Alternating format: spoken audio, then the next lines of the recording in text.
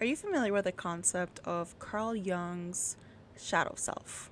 And I just want to take a minute to say that I'm so glad you asked this because this is great. So Carl Jung shadow self is this psychological term um, that is the unconscious aspect of our psyche that represses desires and weaknesses and instincts.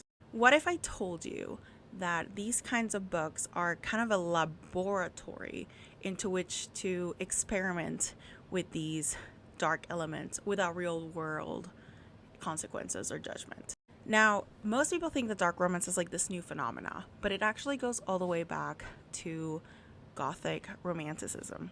And yes, I'm talking about the time where Dracula was made and Frankenstein and Gothic literature was first conceived.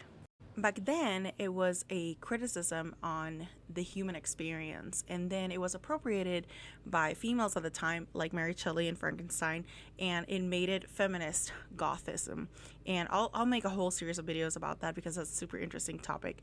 But really, dark romance and books like Haunting Adeline is exploring emotional intensity and escapism. Now, it's go back to that shadow self and think about it as a narrative that is allowing a form of catharsis. Other genres that are more male dominant have things like this that are very tough and concerning. Look at Game of Thrones, for example. It has a lot of very difficult topics and no one bats an eye on that, right? I think every author and everyone that consumes this genre understand that this is a fictional space and not a guide for real life relationship.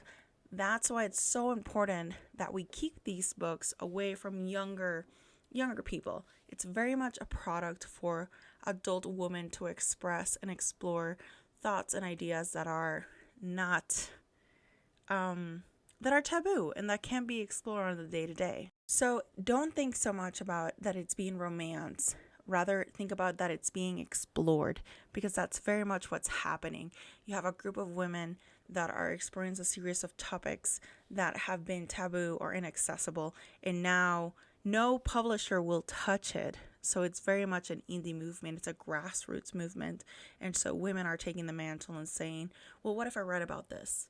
What does it make you feel? How does it make you react? And it's very much a literary exploration, not so much about a romanticization of abuse, if that makes sense.